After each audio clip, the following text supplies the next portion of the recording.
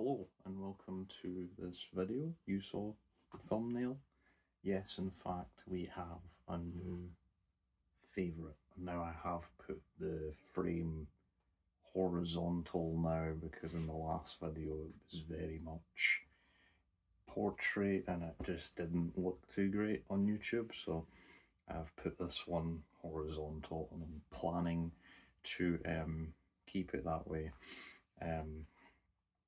So yeah, a new but old favourite has re-entered my favourite anime, and I just thought I would talk about it a little bit, as I do, just blab on, just blab, blab, blab, you know. And that anime is Fruits Basket. Fruits Basket has been an interesting one in my journey of anime, and you may have heard of it before.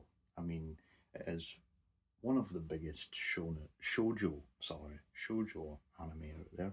Um, wouldn't say it's the biggest shoujo because obviously you have stuff like, you know, Sailor Moon and all that sort of stuff. But I would say it's probably one of the biggest modern shoujo anime.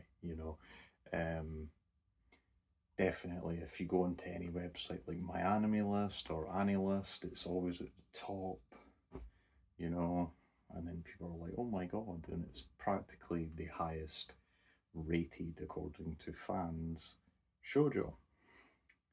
And this isn't the reason why I like Fruits Basket.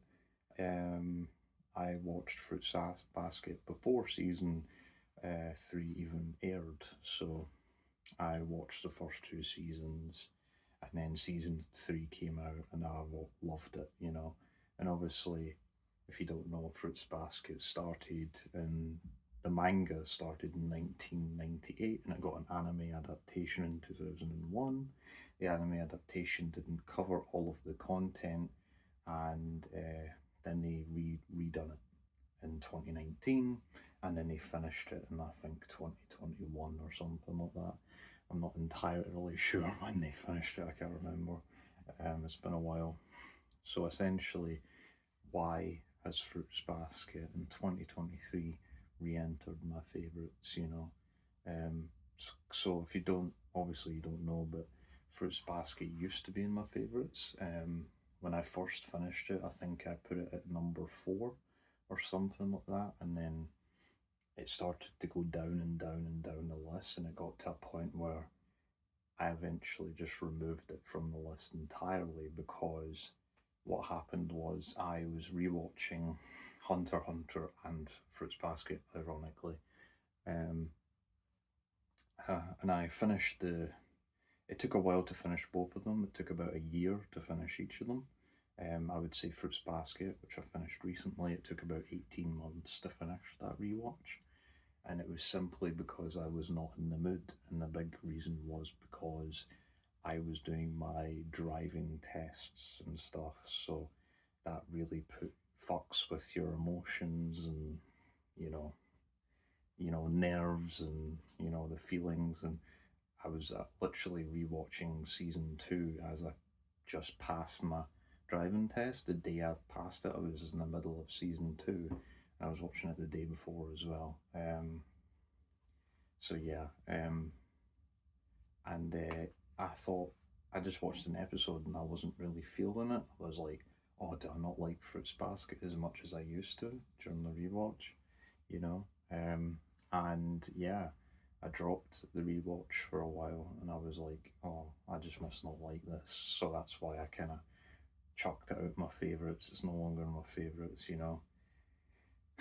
A while passes, and then it was literally this weekend. I was at work. I was working with a new job, and I was like, oh, I really feel like watching Fruits Basket right now. And I don't know why that thought came to my head.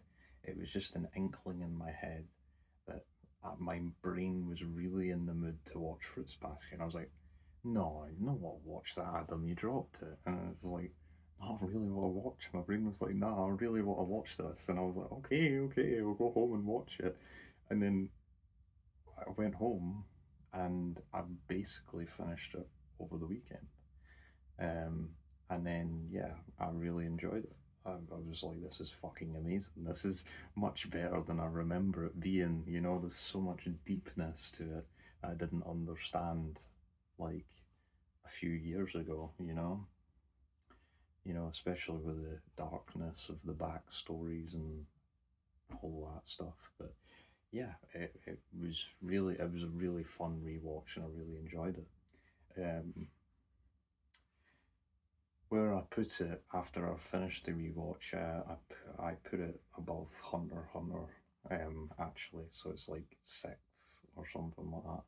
It's insane um how much I love it. So yeah, if you're wanting to know the order of my favourites, I've put a video um saying all my favourites, but I can leave down in the comments or the description my Annie list and my Mal, so you can see the order. Annie list is probably more reliable because Mal I tend to not update that too much, but yeah.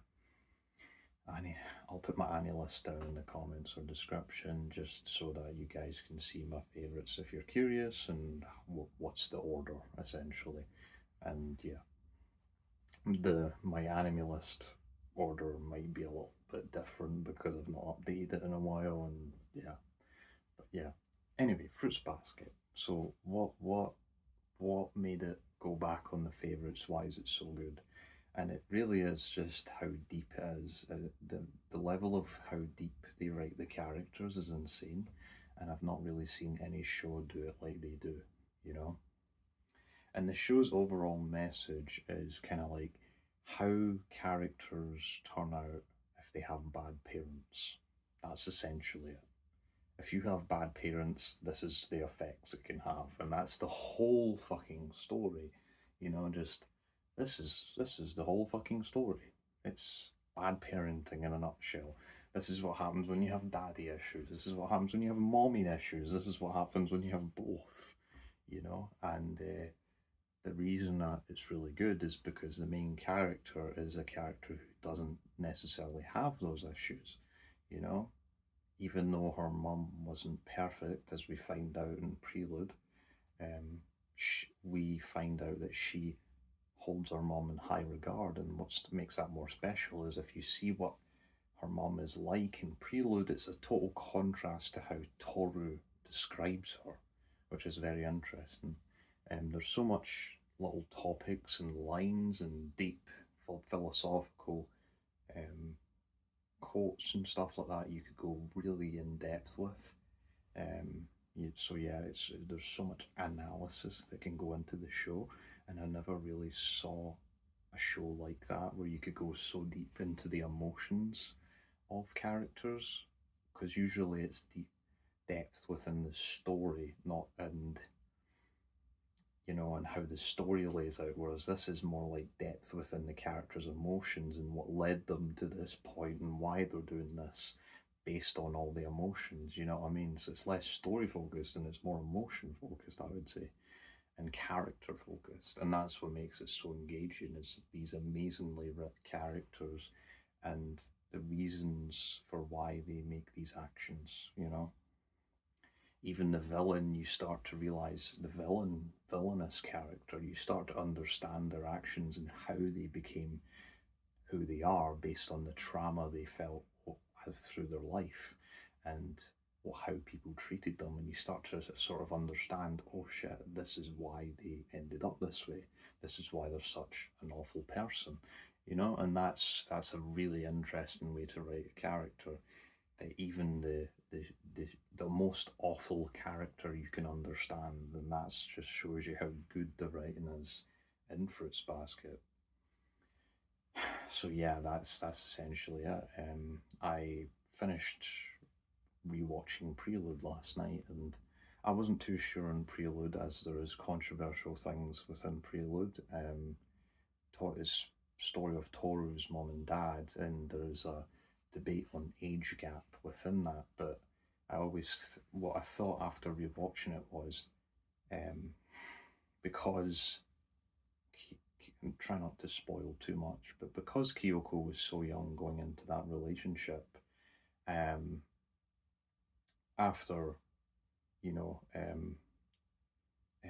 it's not really a spoiler because Toru's dad is dead, right? So we know that in episode one that he's dead. So that's not really a spoiler, but basically we see the effects and how that affects Kyoko, and how that affects Kyoko could simply be because of how young she was, because she got into this relationship which was kind of risky and not too ethical.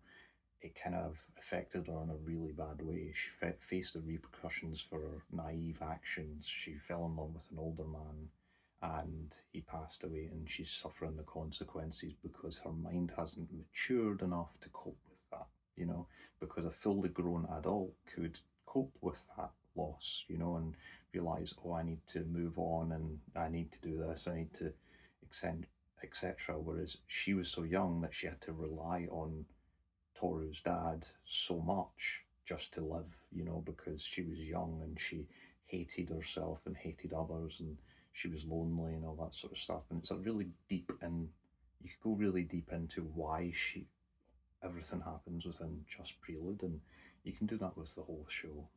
I could probably make hours and hours of videos going into depth of Fruits Basket and why it's so deep, and go into each character, because even like side characters like Rin and is it Hatsu or something? The white hair, dark Haru, not Hatsu, Haru. Yeah, even Haru and Rin's relationship is could be seen as quite deep, and and it all coming together is really interesting.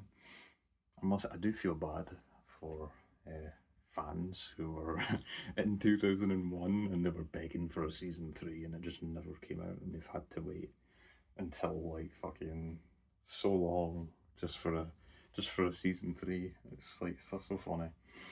But yeah, I do watch Fruits Basket in dubs, so it's I love the dub. It's so good. If you haven't checked out the dub, I would recommend you do. There's a lot of talented dub voice actors within it. I do love the sub for Toru, the Japanese voice for Toru, but there's one thing that pushes me away from the sub, and it's Momoji's voice in the sub. It's so fucking annoying to me. I'm sorry. It is really annoying, and I don't know how people cope with that. I would genuinely just want to punch the TV screen, because I remember I was in the middle of season two, and I was like, what does the sub sound like? I was just curious, and then I heard Momoji, and I swear to God, it was like 5 seconds, and I turned it off. I was like, there's no way I'm watching that in sub. Fuck that, It was like, Jesus Christ. Because even in the dub, Momoji has a German accent because he is German, right? And I think that's really clever when you incorporate accents within dubs, because usually they're very Americanized, but you have dubs like Fruits Basket and Helsing and all that sort of stuff, using accents, use the English language to its fullest extent and use accents, have an English accent, have a Scottish accent, have an Irish, have a Welsh, have a fucking South African, have a, you know, whatever. Just loads of accents. Anyway, that is pretty much my analysis. Fruits Basket is overall just a great show, and I recommend you watch it if you haven't. And if it's your first shoujo, which it was mine, I'm sure you will enjoy it.